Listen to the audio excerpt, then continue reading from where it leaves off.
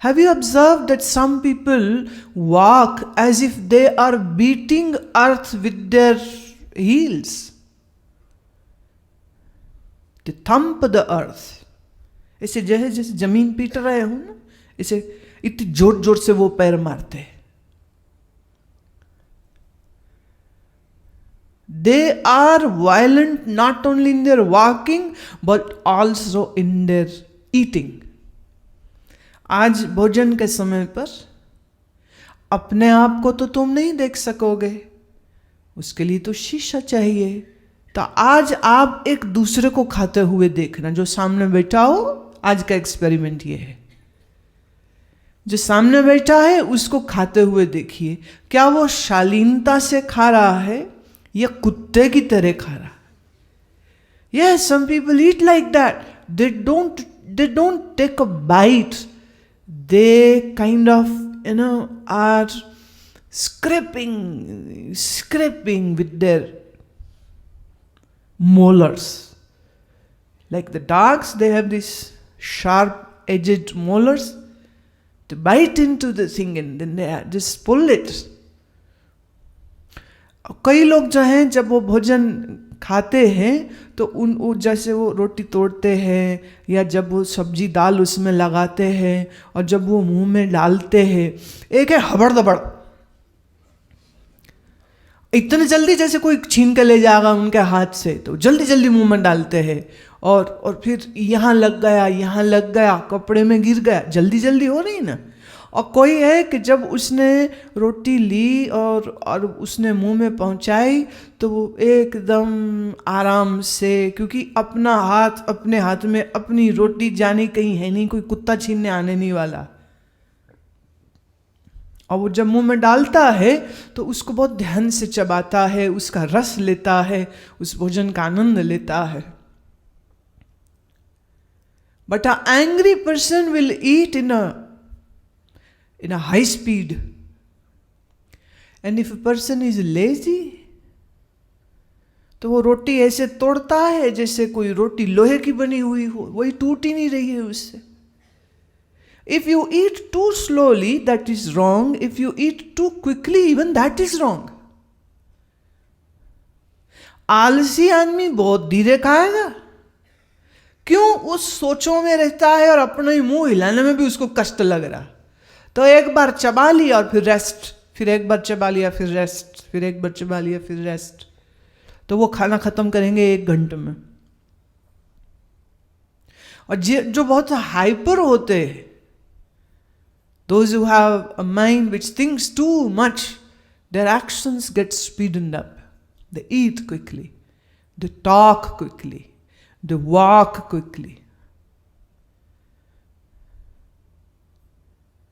महात्मा लोगों को आपके मन की करतूत समझने के लिए आपसे बात करने की भी जरूरत नहीं है. आप कैसे बैठते हैं, कैसे बोलते हैं, कैसे चलते हैं, कैसे खड़े होते हैं और कैसे खाते हैं और कैसे पीते हैं, यहाँ से आपके मन का सात्विक होना या राजसिक होना या तामसिक होना बहुत आसानी से स्पष्ट होता. It is not a rocket science. अभी जो मैं कह रही हूं ये बात समझ आ रही है क्या? तामसिक होगा, the one who has too much inertia would be too lazy, so will eat too slowly. जिस बंदे के मन में रजोगुण ज्यादा होगा वो बहुत तेजी से खाएगा, जल्दी जल्दी खाएगा. और जिनके मन में सत्व गुण की अधिकता है और शालीनता से, न तेज न धीमे, तो मध्य गति में भोजन उचित समय पर खत्म. अच्छा, रजोगुणी आदमी खाते समय बोलेगा भी बहुत. एक सज्जन है, बड़े अच्छे हैं, ऐसे बड़े प्यारे हैं, लेकिन हमारे सब शिष्य जब कभी इस प्रोग्राम में वो साथ होते हैं और उनके साथ कहीं खाना पड़ जाए ना तो सारे बड़े दुखी हो रहे होते हैं. इनके साथ कौन खाए, क्यों, क्या दिक्कत है? बोले खाते खाते बोलते हैं, मुंह से चावल के दाने उड़ के हम लोगों के ऊपर आ रहे होते हैं, क्योंकि वो बोलते जाएंगे और खाते जाएंगे. So, and the rice is flying out of his mouth, and the vegetables are flowing out of his mouth, and he's just drooping from the sides, and he wouldn't wipe it, and he would just talk, still talk. It's very good man. लेकिन hyper है.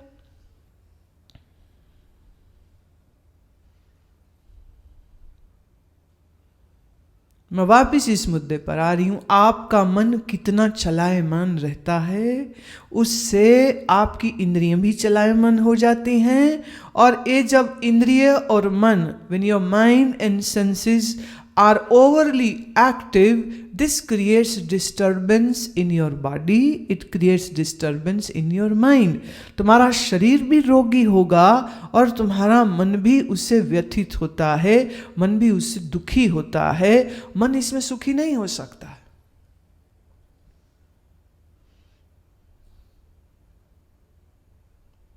So what does your mind think all the time? About what? किस विषय में आपका मन सदैव लगा रहता है, उसको आपको समझना होगा. क्योंकि जिस चीज में आपका मन दिन रात लगा रहेगा, आप वैसे ही हो जाओगे. स्वामी अखंडानंद जी महाराज कहते थे कि किसी बुरे आदमी की बुराई के ऊपर बात भी नहीं करनी चाहिए, क्योंकि उसके बारे में जब हम बात करते हैं तो उसके दुर्गुण हम ही में आ जाते हैं.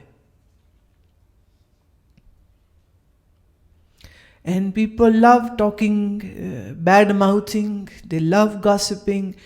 And if you do that, you are meditating on that person. So all the bad qualities of that person are going to come into you.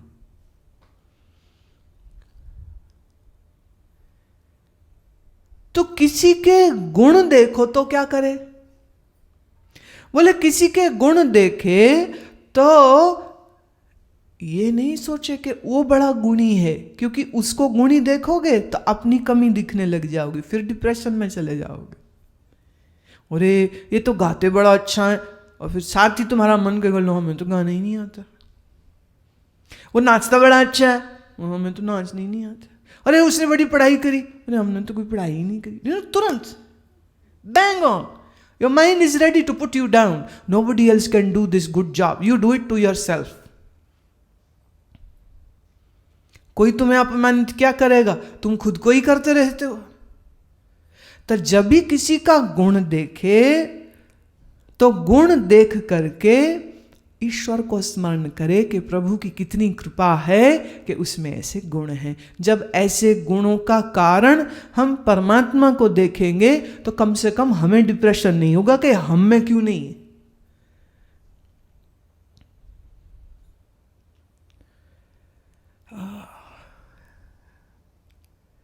Shri Krishna कहते हैं राग द्वेष वियुक्तस्तु विषयान इंद्रियश्चरन् आत्मवश्यैर्विधेयात्मा प्रसादमधिगच्छति. प्रसादे सर्वदुःखानां हानिर्स्योपजायते. प्रसन्नचेतसो वाशु बुद्धि पर्यवतिष्ठते. आपका मन जब राग और द्वेष में पड़ जाता है तब आप दुख पाते हैं. और जब राग द्वेष की विषय वस्तु से अपने मन को आप पीछे हटाते हैं. राग द्वेष की विषय और वस्तु, what does it, that's the difference. When we say vastu, vastu means object. When we say vastu, that means object. When we say vishaya, then that vishaya can also be an individual, not an object, but a living being, meaning a man or a woman.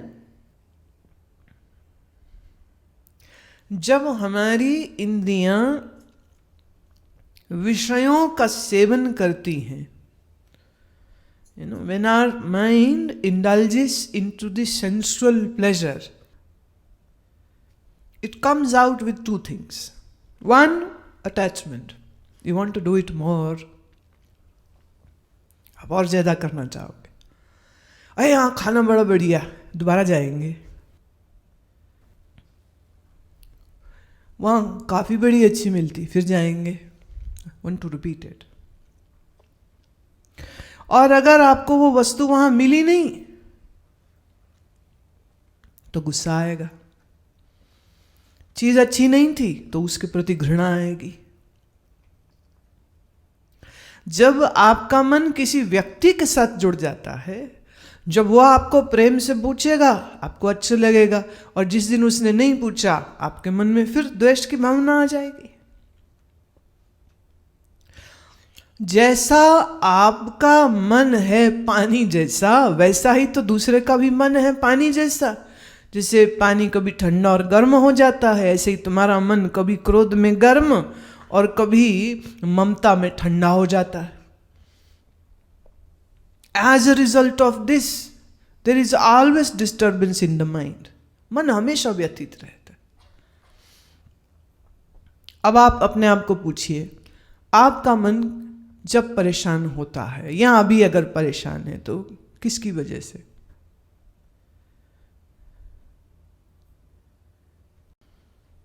किसी और की वजह से, क्या आपकी वजह से? आपके अपने मन की वजह से। अब आपके मन ने कहा ये मकान मेरा है, ये मकान तो मेरा है। इतने में बड़ा भाई आ गया, कहता नहीं ये तो मेरा है, ले साबित कर। बोले तू भी उसी बाप का बेटा, मैं भी उसी, मैं बड़ा हूं, ये मेरा है। बोले बड़े होने से क्या होता है, आ जाओ अदालत में, लड़ लो केस। कौन करेगा निर्णय? कोई 2 वकील अमीर हो जाएंगे, बस ये होगा। 20 साल 25 साल चलेगा केस, निकलना कुछ है नहीं, आप सिर्फ परेशान होंगे। मन जब राग की वस्तु से जुड़ता है तो दुखी होता है। मन जब राग विषयक व्यक्ति के बारे में सोचता है तो भी दुखी होता है। बच्चे गए हैं आए नहीं, बच्चे गए हैं आए नहीं, पति बाहर गया आया नहीं, ठीक हो सही, आया नहीं, ठीक हो सही, आया नहीं।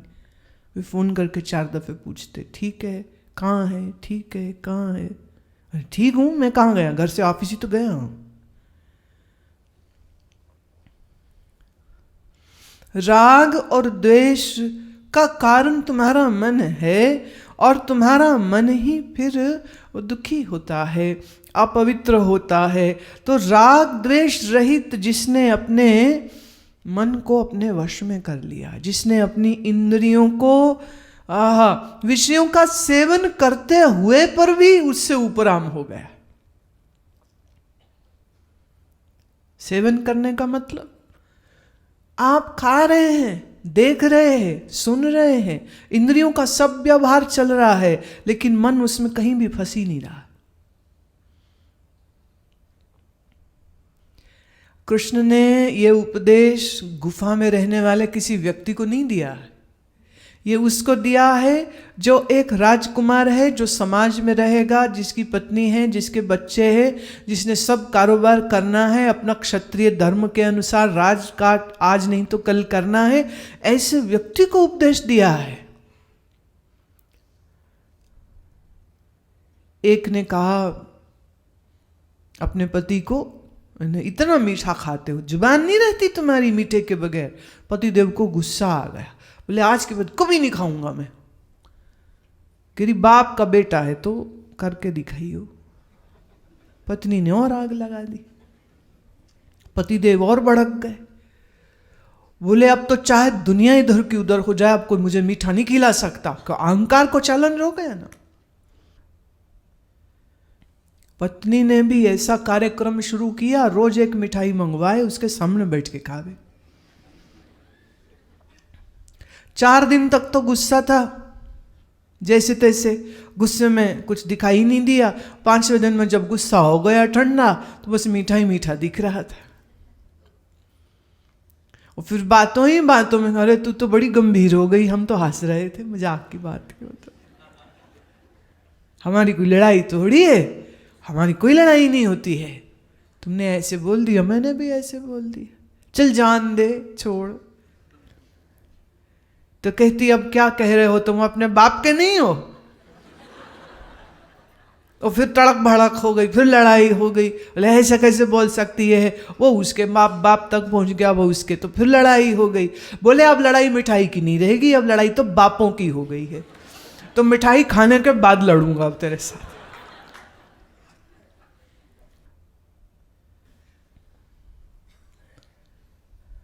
कभी कभी आप देखते हो लोग उपवास रखते हैं, वो तो पता नहीं किसी शनि मंगल राहु को खुश करने के लिए या शिव जी या दुर्गा को खुश करने के लिए उपवास कर रहे होते हैं, लेकिन उपवास का मकसद ये नहीं है। उपवास का मकसद ये है कि आपको जिस चीज की कमजोरी महसूस होती है, आप एक दिन के लिए या 7 दिन के लिए उस चीज को छोड़ देते हो, इच्छा से, मजबूरी में नहीं, क्रोध में नहीं, अहंकार में आके नहीं, इच्छा से छोड़ देते। अखंडानंद जी की बात फिर से मुझे याद आ रही है। वो कहते थे कि जब जब तुम्हारा मन कोई गलती करे, मानो तुम झूठ बोल दो या क्रोध कर दो या किसी को गाली बोल दो, कुछ भी ऐसा कर्म कर दो, तो उस दिन संकल्प ये करना कि आज के अगले 7 दिन मैं सिर्फ मिठाई खाऊंगा। हैं? ये तो सजा हुई कि दंड है, इनाम है, क्या है ये? आज से 7 दिन मिठाई खाऊंगा। अब इस मीठे में नमक अलाउड नहीं है। 7 दिन बिना नमक के हालत पतली हो जाएगी। तो अगले बार गलती करने से पहले वो 7 दिन का मीठा याद आ जाएगा। फिर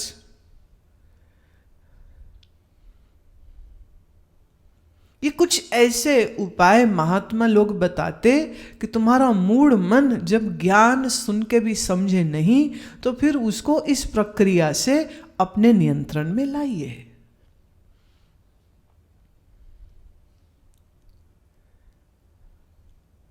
हमारा मन राग द्वेष की विषय वस्तु के विषय में सारा समय सोचता न रहे और हमारा मन शांत रहे और प्रसादे सर्व दुखानाम, ये जो प्रसाद है, अब आप कहोगे प्रसाद कौन सा है जिससे सर्व दुखों का नाश हो जाता है?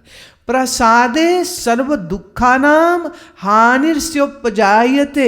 ये कहते किस प्रसाद की बात कर रहे हैं? जब तुम्हारा मन राग द्वेष से मुक्त हो जाता है, तब हम कहेंगे मन में प्रसाद हो गया। प्रसाद माने मन का शमन हो गया। प्रसाद माने अब मन में कोई हलचल नहीं, मन में कोई मैल नहीं रह गई। ये जो प्रसाद मन का है, नॉर्मली जब आप प्रसाद सुनते हो ना, तो कुछ खाने की चीज याद आती कि कड़ा प्रसाद है, कि वो मीठी सेवइयों का प्रसाद है, कि कोई फल का प्रसाद है। जब प्रसाद कहा जा रहा है खासकर इस श्लोक में, तो इसका अर्थ ये है कि जिसका मन उसके नियंत्रण में है, जिसकी इंद्रियां उसके नियंत्रण में है, उसके मन में प्रसाद उत्पन्न होता है। और यह जो प्रसाद है, ये आपके शुद्ध चित्त वाले को निसंदेह ईश्वर में स्थिति करा देगा। आज मन ईश्वर के स्मरण में लगता ही नहीं। क्यों? मन में राग द्वेष है। और इन राग द्वेषों से जब तक मन छूटेगा नहीं प्यारे, तब तक मन सुमिरन में, प्रार्थना में गहरा नहीं उतर पाएगा। आप बैठे हो, आप बैठे हो, जैसे हमने कल बैठाया आपको, और अब आप बैठे हो, लेकिन अपने घुटने से बड़ा राग है। अनुशासन में तो जिए नहीं, और घुटना लगा थोड़ा सा दुखने, हाय मेरे घुटने, तो दुख मत, मैं अभी हिलाता हूं तेरे को, और हिला लिया। राग अपनी पीठ से। देखो, तुम सोचते हो आराम करने वाले स्वस्थ होते हैं? नहीं, आराम करने वालों की मांसपेशियां जकड़ जाती। When you do asana, you are moving your muscles and bones and joints. You are sweating. But this sweat heals your body. आसन करते में जब पसीना आता है, ये पसीना आपके शरीर से सब टॉक्सिन्स बाहर निकाल देता है, रोग दूर होते हैं। और फिर जब आप प्राणायाम के लिए या नाम जप के लिए बैठेंगे तो तुम्हारा शरीर तुमको दुख नहीं देगा। शरीर से राग करता हूं इसलिए शरीर को हिलाता नहीं हूं। अरे बेवकूफ, अगर सच में शरीर से राग करता है तो रोज हिलाया कर शरीर को। अगर लंबी जीने की इच्छा है और स्वस्थ जीने की इच्छा है तो शरीर को आसनों में हिलाइए। ये हुआ असली राग। और अगर आप ये नहीं करते हो तो आप अपने ही शरीर से द्वेष करते हो। You hate your own body, that is why you don't do asana. तो आज सुबह जो 20-25 लोग किनारे में बैठे हुए थे ना, देख रहे थे जैसे कुछ तमाशा हो रहा हो, तो एक दफे हमारी इच्छा हुई कि मैं उनसे पूछूं कि आप अपने आप से नफरत क्यों करते हो? Why do you hate yourself? Why are you not moving your body? आपने ऐसा कभी सोचा ना होगा जो मैं बात कह रही। एक ने कहा हमें तो बड़ा अच्छा लगता है, बस सुबह उठो, बेड टी पियो, अखबार पढ़ो, टीवी देखो, नाश्ता खाओ, काम पे जाओ। ये क्या हुआ? सुबह सुबह उठ के टेढ़े मेढ़े होते रहो। प्यारे, जो सुबह उठ करके टेढ़े मेढ़े नहीं होएगा तो एक दिन तेरी कमर भी टेढ़ी हो जाएगी, चाल भी टेढ़ी हो जाएगी। 2 दिन पहले यहाँ आश्रम में एक साधक हैं, आते हैं वो, मैंने उनको देखा, वो चल के जा रही थी। अरे इसकी चाल को क्या हो गया? तो सीधी चलती थी, लेकिन मांसपेशियों में अकड़ान है, जोड़ की कोई दर्द होगी, अब वो आड़ी टेढ़ी चल रही है। अब बताओ, अच्छा लगता है कोई आड़ा टेढ़ा चलता हुआ? घुटना मुड़े नहीं चलने में, इतना लॉक हो गया। चाल खराब, हाल खराब। क्या अच्छी बात है बोलो इसमें? महात्मा लोग कहते हैं जब दौड़े तो घोड़े की तरह दौड़े, और जब बैठे तो कछुए की तरह बैठ जाए। कछुआ हिलता ही नहीं है। हाँ, कछुआ हिलता ही नहीं है। अब हिलता ही नहीं है, ये अच्छी बात हो गई ना। अगर यही स्थिति तुम्हारी प्राणायाम या ध्यान के समय, अभ्यास के समय हो, when I ask you to sit and you don't move and you sit like a tortoise, it would be very good thing. But at that time you move like a horse. कभी ये हिलता है, कभी वो हिलता है, कभी पीठ हिलती, कभी घुटना हिलता है, कभी पैर बदल लेंगे, और फिर एक मुंह भी बुरे बुरे बनाएंगे, दिखा रहे होते कि दर्द बहुत हो रही है इसलिए हिलाया हमने। महिलाओं का इसमें तो नंबर 1 है, एक्टिंग बड़ी माशाल्लाह करती। पूरा मुंह बनाएंगी वैसे बड़ी दर्द हो रही है मेरे को, जमीन से उठना पड़ जाए तो पूरी दर्द दिखाएंगी चेहरे में, और आवाजें भी साथ में, साउंड इफेक्ट्स भी डाल देती हैं पूरे साथ में। आए बड़ी दर्द हो रही है। भीतर से पूछा किसी ने, दर्द हो रही तो तेरी गलती से हो रही है।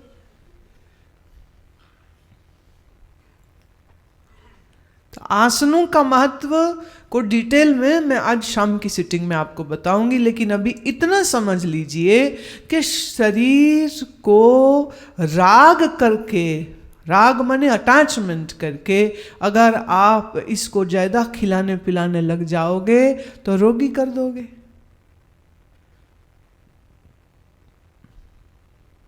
और कहीं ना कहीं तुम अपनी जिंदगी से बड़े दुखी हो, इसलिए ऐसा नहीं कर रहे हो, तो भाई ये तुम्हारा पर्सनल प्रॉब्लम है। फिर एक महिला 65 वर्ष की हुई होंगी, मुझे कहती हैं अब तो जाने का ही टाइम आ गया है मेरा। मैं अच्छा, जाओ फिर धरती का बोझ कम करो। तो थोड़ा हैरान होकर मुझे कहती ना, मतलब ऐसे थोड़ी कह देते, मैं तू खुद बोल रही, हम थोड़ी बोल रहे। हम तो उस परंपरा में हैं जहां ऋषि ये कहता है हर सुबह ब्रह्म मुहूर्त में उठता है और ब्रह्म मुहूर्त में उठ के प्रार्थना करता है कि आज से मैं 100 वर्ष जीऊं, आज से 100 माने 100, 100, I should live for 100 years beginning from today. Meaning if I am 65, so I am deducting 65 out of 100. Every morning the sankalpa is, may I live for 100 years beginning from today.